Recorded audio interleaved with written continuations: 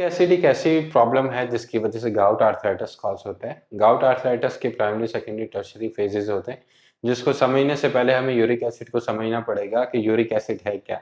Uric acid basically हमारे systemic problem है जो रिलेट करती है यूरेट से या यूरिक एसिड क्रिस्टल से। जो भी हम डाइट लेते हैं जो इनरिच्ड इन प्रोटीन या इनरिच्ड इन फ्रुक्टोज, जो भी मीठी चीजें हम बहुत ज्यादा अगर लेते हैं, उनका जब ब्रेक डाउन होता है, उससे ब्रेक डाउन होने की वजह से उसके बहुत सारे केमिकल कंपाउंड्स बनते हैं। केमिकल कंपाउंड्स बनने की वजह से, वो ब्रेक डाउन होने की वजह से कुछ जो एक्स्ट्रा यूरेट्स बनते हैं, यूरिक एसिड के क्रिस्टल्स बनते हैं, वो यूरिन से एक्सक्रीटेड आउट हो जाते हैं बॉडी के अंदर से, या स्वेटिंग के थ्रू रिलीज होते हैं या यूरिन के थ्रू। स्वेटिंग से बहुत कम अमाउंट में रिलीज होते हैं, बट यूरिन के थ्रू बहुत ज्यादा रिलीज होता है।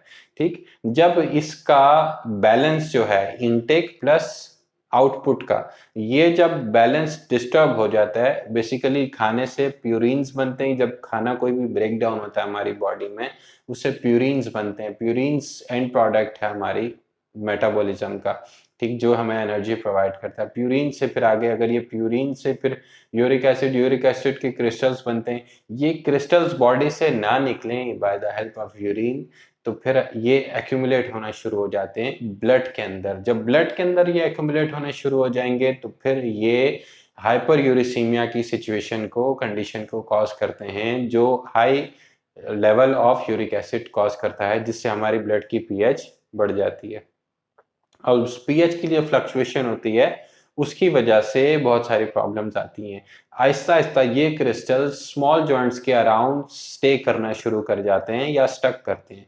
वो जो जो स्मॉल जॉइंट्स के अराउंड स्टे करते हैं क्रिस्टल्स, हमारे जॉइंट्स की, स्मॉल जॉइंट्स की, जैसे बिग टो से लोअर लिम्ब से, ज्यादातर मोस्टली पेशेंट्स को देखा है कि लोअर लिम्ब से शुरू होते हैं सिम्टम्स। बिग टो से शुरू हुआ, फिर आहिस्ता आहिस्ता बाकी डिजिट्स को इन्वॉल्व किया, एंकल, फिर नी, फिर आहिस्ता आहिस्ता इसी तरह हाथ के भी जो नकल्स हैं इनको भी इफेक्ट कर रहा होता है। स्मॉल जॉइंट से शुरू होकर फिर लार्जर जॉइंट्स की तरफ आता है। अब ये क्रिस्टल्स का जब जॉइंट्स के अराउंड एक्यूमुलेशन शुरू हो जाता है, इसको हम कहते हैं हाइपर यूरिसीमिया। और ये जो कंडीशन कॉज होती है, इसको हम गाउट आर्थराइटिस कहते हैं, जिसकी वजह से क्रिस्टल स्मॉल जॉइंट्स के अराउंड जमा होते हैं। वहां पर इन्फ्लेमेटरी रिस्पॉन्स शुरू हो जाता है बॉडी का, अपना जो प्रोटेक्टिव मैकेनिज्म है उसका।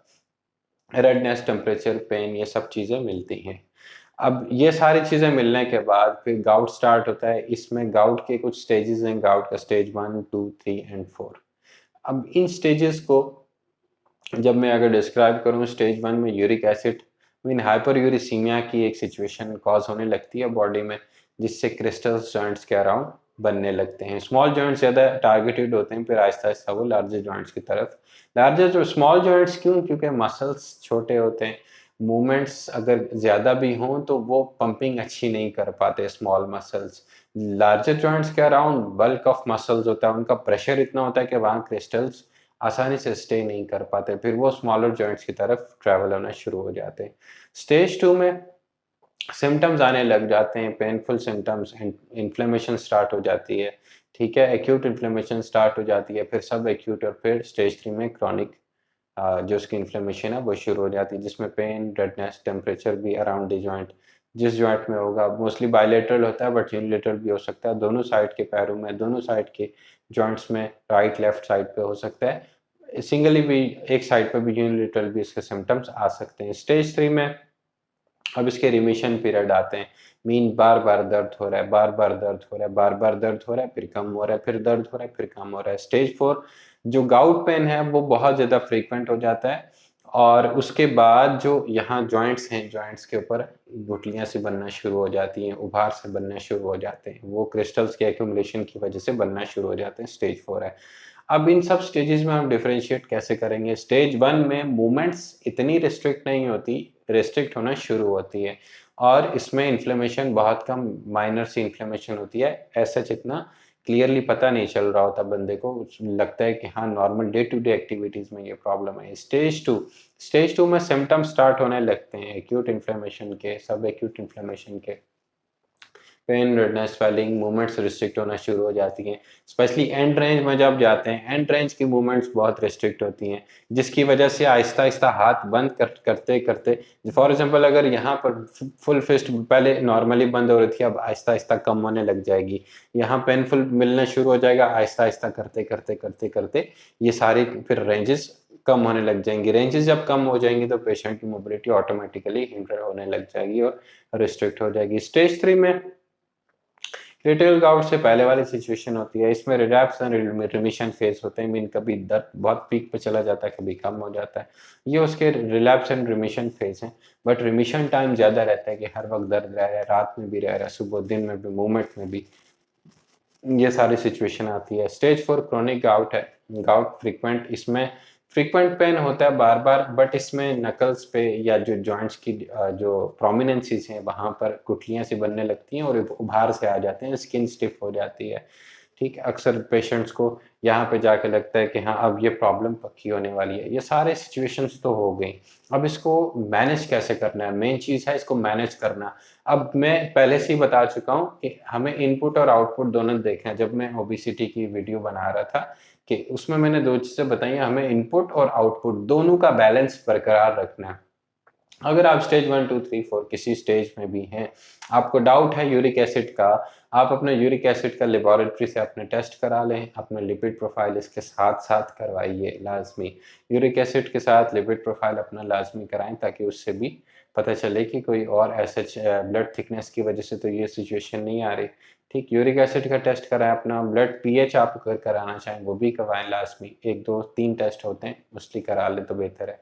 ठीक, अब ये जब लेबोरेटरी से कंफर्म हो गया, क्योंकि स्मॉल जॉइंट्स में एक तो गाउट का भी पेन होता है, दूसरा आरए रूमेटॉइड आर्थराइटिस का भी पेन होता है, इसलिए आरए फैक्टर एहतियातन करा लें, इसके साथ यूरिक एसिड दोनों करा लें। एक एक टाइम दोनों होने चाहिए ताकि पता चले कि इधर ये यूरिक एसिड का पेन है या आरए का पेन है, क्योंकि यूरिक एसिड का पेन भी स्मॉल जॉइंट से शुरू होता है, आरए भी स्मॉल जॉइंट्स को ज्यादा इफेक्ट कर रहा होता है।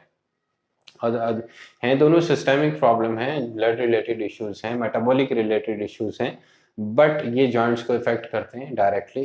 ठीक है, इसलिए यूरिक एसिड का भी आपको टेस्ट कराना है, प्लस आपको इसके साथ साथ आपने अपना आर ए फैक्टर भी करवाना है दोनों।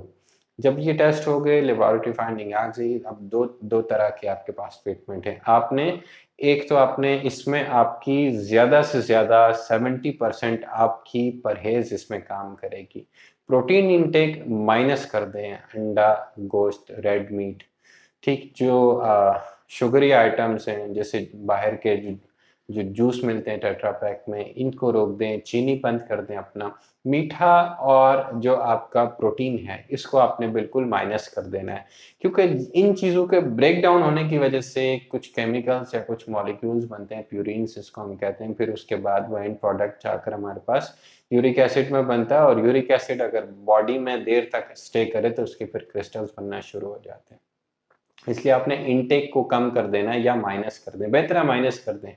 इवन दो अगर आप आइसक्रीम्स भी खा रहे हैं, कोशिश करें वो भी ना लें, क्योंकि उसमें एक तो फैट्स भी होते हैं, ठीक है, क्रीम यूज होती है उसमें, इस वजह से ठीक है फैट्स ऑटोमेटिकली इस पर हिट करेगा और इफेक्ट करेगा। ठीक, दूसरी चीज़ ये आपने प्रोटीन नहीं लेना, और आइसक्रीम में डेफिनेटली मीठा भी होता है, मीठा भी जब ग्लूकोज या जब फ्रुक्टोज ब्रेक डाउन होती है तो उसका भी एंड प्रोडक्ट यहीं पे आके मिलता है।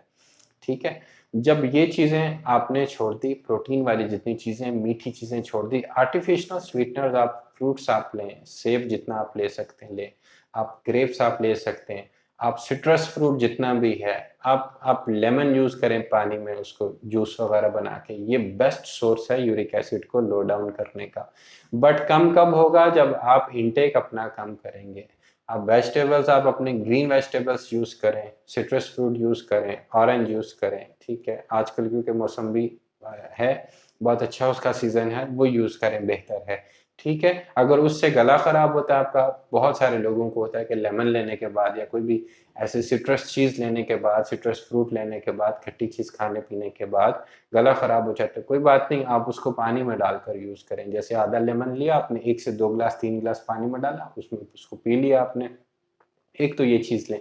दूसरा, योगर्ट का इस्तेमाल रखें, दूध का इस्तेमाल रखें। दूध को अगर पानी में मिक्स करके पीते हैं, जैसे 1 ग्लास दूध ले लिया आपने, और उसमें 2-3 गिलास पानी डाल लें, ये एक बेस बन जाता है, इसकी नेचर बेसिक होती है। ये आप सुबह में भी पिएं एम्प्टी स्टमक, और फिर आहिस्ता आहिस्ता दिन में जितना, जैसे हर खाने के साथ आपने एक गिलास बना के रख दिया, वो आप पीते रहें। इससे भी यूरिक एसिड काफी हद तक लो डाउन हो जाता है। ओबेसिटी का बहुत बड़ा रोल है इसमें, आप अपना वजन कम करें। वजन कम करने के लिए जब आप इंटेक कम करेंगे, ऑटोमेटिकली वजन भी लो डाउन होता जाएगा आपका। जब वेट आपका गिरेगा, आपका फैट मास गिरेगा, यूरिक एसिड के जो क्रिस्टल्स हैं, यूरेट्स हैं, वो बिल्कुल कम बनने लग जाएंगे, और आहिस्ता आहिस्ता होते होते ये बॉडी से एलिमिनेट आउट हो जाएंगे। फिर आपको यही करना है, अपनी जो डाइट है उसको हेल्दी रखना है। 5 to 6 days अ वीक आपने दाल, सब्जी, रोटी, चावल, इस तरह की चीजें, ये एक बार नॉर्मल हो जाए, उसके बाद आप ये चीजें खाएं, बट एक लिमिटेड अमाउंट में। ऐसा नहीं कि हफ्ते के 7 दिन आपने जो है वो चिकन यूज करना शुरू कर दिया, रेड मीट शुरू शुरू कर दिया। क्योंकि मोस्टली लोगों का, अगर मैं जब हम हिस्ट्री टेकिंग कर रहे होते हैं, तो मोस्टली लोगों के घर में चिकन, बीफ, मटन यही पक रहा था, उसी में ही दाल मिक्स हो रही होती है, उसी में सब्जी मिक्स हो रही है, दाल गोश्त बना, दाल ये फलान ये फलान ये फलान। बट गोश्त मैंडेटरी है, सुबह का नाश्ता तला हुआ अंडा पराठा, ये मैंडेटरी है। आप सूखी रोटी बनाएं, ठीक है, आप उस अंडे को माइनस कर लें, दही के साथ ले लें, आप वेजिटेबल्स के साथ ले लें, ऑलिव में थोड़ी सी वेजिटेबल आप फ्राई कर लें उसमें, ठीक है। आप इससे अपना ब्रेकफास्ट कीजिए। आप दूध का इस्तेमाल रखें, दही, जूस आप लें, फ्रेश जूस जो घर में बनाएं, कोशिश करें बोलें।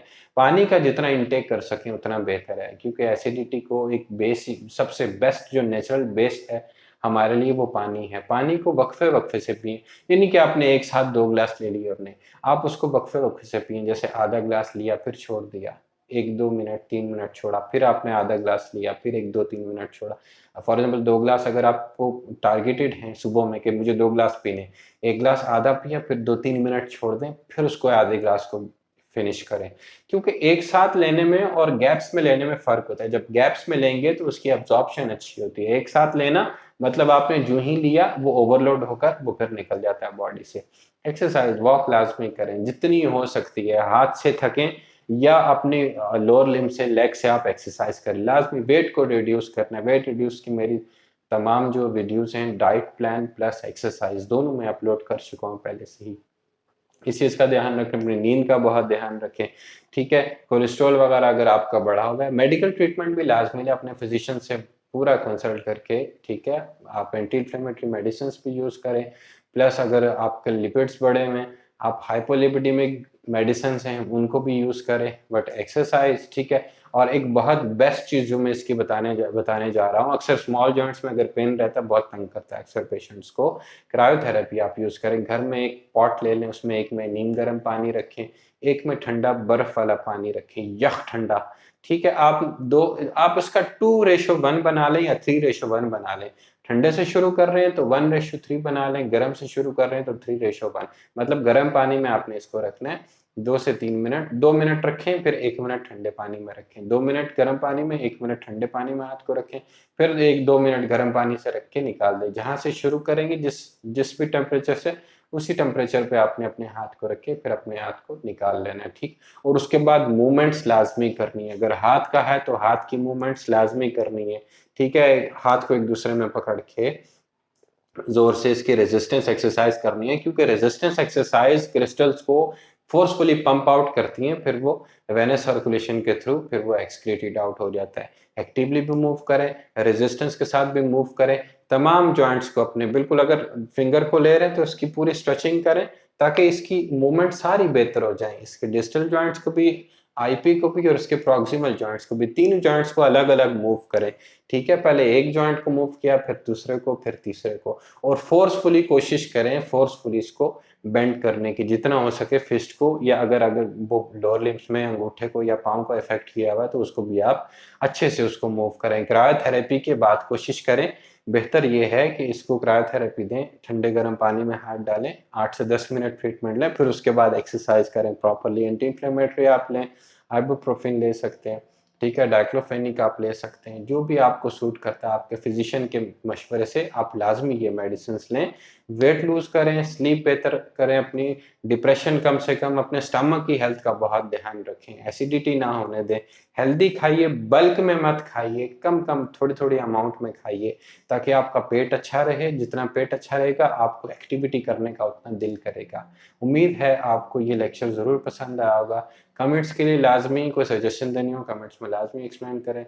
मेरे चैनल को लाइक करें और सब्सक्राइब करें और बेल आइकन को ज़रूर दबा दें ताकि मेरी आने वाली तमाम वीडियोज़ आपको वक्तन फ़वक्तन मिलती रहें।